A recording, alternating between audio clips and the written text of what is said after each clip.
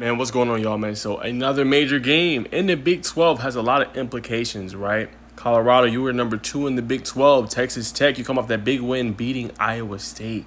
Yo, this game is huge, man. I'm super excited. Colorado currently favored by ESPN FPI, 63.6 to 36.4. This game going to tell us a lot, man. This game is going to tell us a lot. It's going to tell us how good that Colorado defense is and how elite their offense can potentially be. Let's discuss it. All right, now let's look at Texas Tech, right? Taj Brooks is a dog. 1,047 yards rushing on the season and 10 tutties. Right? On top of that, y'all, he's 5th in the NCAA in rushing yards per game at 131. Dude is a beast. The concern for Colorado you've shown ups and downs when containing dominant rushing attacks. Showed a great job of containing UCF earlier in the season and shutting down that running game, but you struggled against Avery Johnson and those Kansas State Wildcats as well at home. So it's not going to be any easier, right? Now, they could throw it and they could pass it. Morton had a pretty good game last one. He did have the 2 interceptions, but 247 yards passing.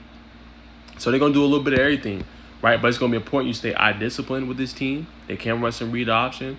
They like to get the ball to Brooks. It's going to be a very big test to see if those linebackers for Colorado is going to be ready to go and if that defensive front can slow him down as well, not let him get to the second level. That's going to be crucial in this one if they want to come out. And Lubbock is a tough place to play. So that's what you got to watch out for pretty much offensively. They also got a threat in the receiving game. Now, looking at this receiving game, they got some guys, man. They got Douglas having a good year, 44 catches, 594 yards, and 4 touchdowns. I really like Josh Kelly. He's Mr. Reliable, 736 yards, receiving this year, 68 catches. They like to get the ball to him, 5 tutties this year. Eakin having a good year as well, 6 touchdowns, leads the team, 427 yards passing. So what that tells me is that Morton likes to spread the ball around, right? 2,300 yards passing. He's not just going to one guy. He's not just featuring one guy. He's featuring everybody on this team. And you got 6-7 different players with over 100 yards this year.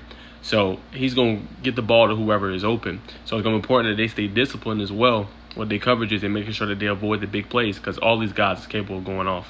All right, now when we look at Colorado, they're special too, right? Shedeur Sanders having a Heisman-like season, 2,500 yards passing, 21 touchdowns. He's been great. Doesn't get enough credit and praise, in my humble opinion, of what he can do. You know what I'm saying? I think he's one of the best passers in the NCAA. I'm going to get a nod to Cam Ward, but I think I put Shiloh at number 2. Or Shedeur, excuse me, I said Shiloh. I put Shedeur at number 2. He's going to have to, be ready in this one. And then take what they give. You know what I'm saying? It might be tough sledding early on, but don't turn over the football. Don't put your defense in inopportune situations. And I like what they can do with the running game. The running game has been very underrated this year. I know you're going to look and be like, oh, he only has 271 yards rushing. They got August Dave, right? They got Dalen Hayden, right? They got Michael Welch. So they're using all 3 of those backs, and they're mixing it up. That's what's allowed this team to be so good this year. In addition to the improvement of the offensive line with Jordan Seaton, who we talked about him a few weeks ago, him not allowing a lot of pressures, right, him being able to kind of be a staple on that offensive line, and you got them pretty much protecting Shedeur a lot better. And then on top of that, you add that they can run the football. This team is very tough to stop. You know what I'm saying? Well, everything's working in conjunction. And then we didn't even talk about their best player. Their best player is right here, Travis Hunter, right? Peep this, y'all. I was looking at a stat today. Travis Hunter is, I think, top 5 at the cornerback position, rated by PFF, and he's top 5 at wide receiver this year. That's absolutely incredible. Where else are you going to find that? He's the best player in college football. But I think in order for him to have a chance to win the Heisman, they're going to have to be playing relevant football. And it starts with knocking this team off. Is it going to be easy? No. But they definitely can do it. So Travis, everybody, the whole nation knows about Travis. But they're going to have to play meaningful football for him to have a chance to win the Heisman. In my humble opinion, when I say meaningful, playing in the Big 12 championship, potentially making it to the college football playoff. They got to have some things going their way. But you start off by just handling your business. You know what I'm saying? But Travis is electric, man. One of the best players I've ever seen play college football. That's how elite he is. All right, one more side of the ball I want to point out that doesn't get a lot of love, in my humble opinion, is the defensive side of the ball for Colorado. A very improved unit. I like this kid right here, Simon Craig. Yo, the dude is great. They have him lined up in the box. I've seen him line up in the slot. Strong safety, free safety. I just love his versatility. I mean, the dude is a beast. What he can do for Colorado. Not a lot of teams have that. You know what I'm saying? You might go look at Georgia and Texas and some teams that had that luxury. Not every team does. It's pretty amazing to see what he's able to do. All right, so that's one. Nick Hill-Green's been having a great year for them as well. 59 tackles so far this year, 2 sacks, right? Being able to stay there. And then we got to give love to McKinney. Now, Travis can shut down one side, but McKinney's been great. Look at that, y'all. 6 pass deflections so far this year, and he's third in tackles with 48. That's getting it done. And we haven't even mentioned Shallow Sanders, who coming to this year was really their best defender. But we're seeing other guys on this defense step up at each level. And I feel like at each level, they've had a guy be either dominant or been able to affect the game. That's what's allowed Colorado to be a lot better of a team. One more thing I want to mention is I love their receiver play. Another thing, because like last year, y'all, we got to be honest with Colorado, it was the Travis Hunter show.